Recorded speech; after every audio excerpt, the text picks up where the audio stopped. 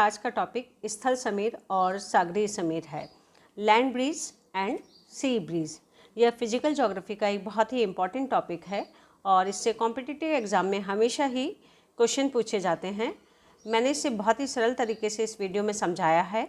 आप इस वीडियो को पूरा देखिए जिससे यह आपको एक बार में सरलता से समझ में आ जाए। अगर हम स्थलीय समीर और सागरीय समीर की बात करते हैं तो इसमें सबसे महत्वपूर्ण बात है कि सबसे पहले हमें पवनों की दिशा एवं गति तथा ऊष्मा के स्थानांतरण को समझना पड़ेगा। तो पवनों की दिशा एवं गति तथा ऊष्मा के स्थानांतरण पर वायुदाब का प्रभाव स्पष्ट रूप से देखा जाता है। तो सबसे पहले हम पवन किसे कहते हैं उसको समझते हैं। इसके बाद पवन की दिशा और वेग को प्रभावित करने वाले प्रमुख कारकों को समझेंगे। एक स्थान से दूसरे स्थान की ओर चलने वाली क्षैतिज मतलब वर्टिकल वायु को पवन कहते हैं, जबकि ऊर्ध्वाधर रूप मतलब हॉरिजेंटल रूप से गतिशील वायु को एयर करंट कहते हैं। इस चित्र को आप ध्यान से देख लीजिए, क्योंकि पवन तथा वायुधाराएं वायुमंडलीय संचरण के लिए उत्तरदायी होती हैं। ये दोनों चीज़ें जो हैं वायु और एयर करंट, ये ही पूर्ण रूप से वायुमंडल में जो पवनों का संचरण होता है उसके लिए ये जिम्मेदार होती हैं। और जिस प्रकार जल उच्च स्थान से निम्न स्थान की ओर प्रवाहित होता है, ठीक उसी प्रकार भी पवन भी उच्च वायुदाब वाले क्षेत्रों से निम्न वायुदाब वाले क्षेत्र की ओर चलती है। मतलब हम यहाँ पे ये कह सकते हैं कि वायुदाब की भिन्नता से पवन चलती है। वायुदाब की भिन्नता से एयर का मूवमेंट कैसा होता है, आइए इसको इस चित्र के माध्यम से समझ लेते हैं। ये हाई प्रेशर बेल्ट है और ये लो प्रेशर बेल्ट है। हाई प्रेशर बेल्ट से लो प्रेशर बेल्ट की तरफ एयर चलना शुरू होती है। वो किस कारण से उसका मूवमेंट होता है इसको समझिए कि ये लो प्रेशर बेल्ट में यहाँ पर वायु गर्म होती है और गर्म होने के कारण वो हल्की होती है, इसलिए वो ऊपर उठती है। और गर्म वायु जब हल्की होकर ऊपर उठती है तो उसका स्थान घेरने के लिए ठंडी जो वायु है वो उच्च वायुदाब क्षेत्र से निम्न वायुदाब की क्षेत्र की ओर चलने लगती है और ये इस तरीके से एक पूरा साइकिल चलता रहता है। इस प्रकार वायुमंडल में संतुलन बनाए रखने के लिए वायु उच्च वायुदाब वाले क्षेत्र से निम्न वायुदाब वाले क्षेत्र की ओर चलने लगती है। पृथ्वी के धरातल पर क्षैतिज पवनें अपनी दिशा में परिवर्तन करती हुई चलती हैं। ये पवनें अपनी दिशा में परिवर्तन क्यों करती है, इसका कारण यह है कि पृथ्वी पर धरातलीय विषमताएं पाई जाती हैं तथा पृथ्वी के अपने एक्सिस पर घूमने के कारण दाब प्रवणता, घर्षण बल, कोरियालिस बल तथा गुरुत्वाकर्षण बल हैं। स्थल समीर और सागर समीर को समझने के लिए दाब प्रवणता मतलब प्रेशर ग्रेडियंट को समझना आवश्यक है। आइए पहले दाब प्रवणता को समझ लेते हैं कि ये क्या होता है और वायुदाब किसे कहते हैं, पहले इसको समझ लेते हैं हम। धरातल या सागर तल पर क्षेत्रफल की एक निश्चित इकाई पर वायुमंडल की समस्त परतों के पड़ने वाले भार को वायुदाब कहते हैं। सबसे अधिक वायुदाब समुद्र तल पर होता है। और दाब प्रवणता क्या होती है, किन्हीं भी दो स्थानों के बीच वायुदाब के अंतर को दाब प्रवणता कहते हैं। यह प्रवणता क्षैतिज दिशा में मतलब वर्टिकल होती है और दाब प्रवणता के कारण ही पवन का संचार होता है। दाब प्रवणता को बैरोमेट्रिक ढाल भी कहते हैं। इसमें पवन का प्रभाव मुख्य रूप से उच्च वायुदाब से निम्न वायुदाब वाले क्षेत्र की ओर होता है। स्थल और सागरीय समीर को सामयिक या स्थानीय पवनों के अंतर्गत सम्मिलित किया जाता है।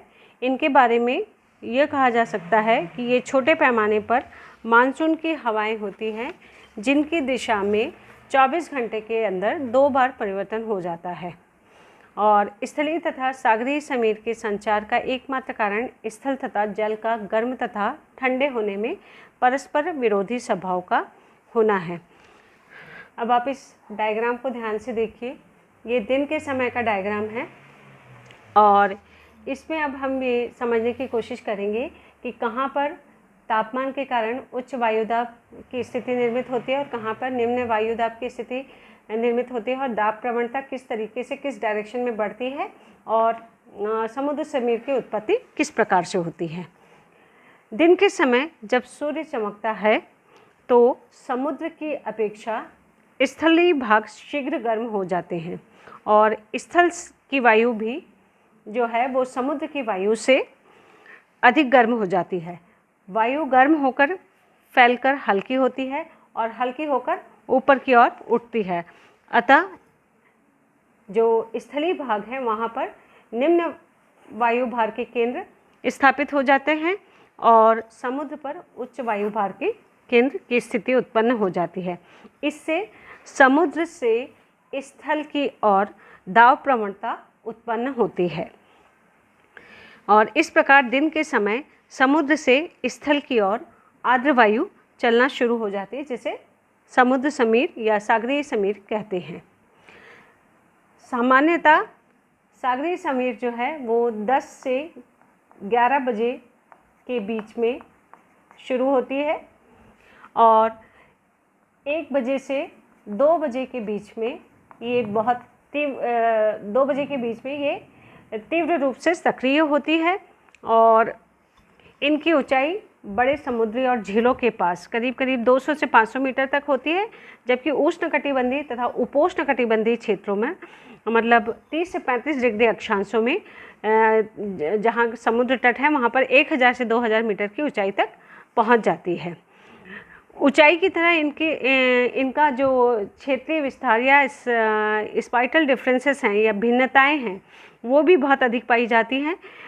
मध्य अक्षांशों में मतलब 30 से 35 डिग्री के जो हमारे अक्षांशीय विस्तार वाले देश हैं वहाँ पर 15 से 50 किलोमीटर तक प्रभावी होती है, जबकि उष्णकटिबंधीय क्षेत्रों में इनका प्रभाव समुद्र के तट से 50 से 65 किलोमीटर की दूरी तक पाया जाता है, और इनकी गति में भी बहुत अधिक भिन्नताएं पाई जाती हैं। मध्य अक्षांशों में इनकी गति 13 से 20 किलोमीटर प्रति घंटा अधिकतम, और अधिकतम गति अगर अधिकतम गति की बात करूं तो 40 किलोमीटर तक पाई जाती है।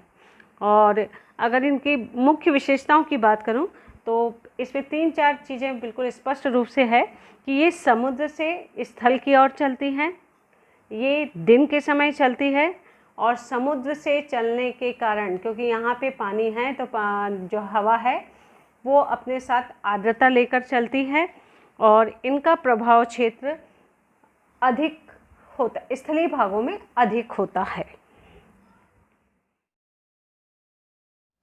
अब स्थलीय समीर की उत्पत्ति कैसे होती है इसको समझते हैं। इसमें सागरीय समीर की ठीक विपरीत परिस्थितियाँ होती हैं। इस डायग्राम को आप ध्यान से देखिए, यह रात के समय का डायग्राम है, इसमें इसलिए मैंने इसको मून लिख दिया है, और सूर्यास्त के समय के बाद ही सागरीय समीर जो है वो समाप्त होने लगता है, और रात करीब 8 बजे के बाद स्थलीय समीर की उत्पत्ति होना शुरू हो जाती है। जैसा कि हम जानते हैं स्थल का स्वभाव होता है कि सूर्य ताप से जब ताप प्राप्त करता है तो वो जल्दी गर्म होता है और जल्दी ठंडा हो जाता है। इसके विपरीत जो सागरीय क्षेत्र होते हैं वो देर से गर्म होते हैं और देर से ठंडे होते हैं। तो रात के समय जब सूर्य ताप का विकिरण हो जाने से स्थलीय भाग जो हैं वो जलीय भाग की अपेक्षा जल्दी ठंडे हो जाते हैं।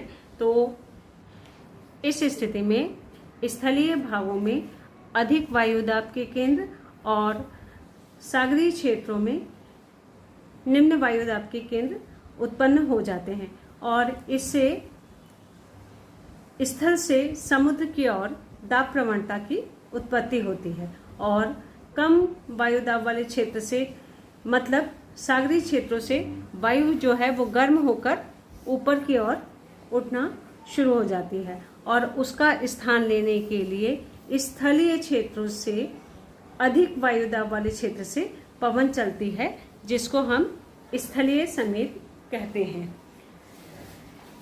अगर इन हवाओं का हम प्रभाव देखें तो इन हवाओं के कारण तटीय भागों की जलवायु पर समकारी प्रभाव होता है, और इसी कारण कोलकाता तथा मुंबई पर स्थलीय समीर के कारण ना तो अधिक ठंड पड़ती है और ना ही अधिक गर्मी पड़ती है। इसको हम मौसम का समकारी प्रभाव कह सकते हैं।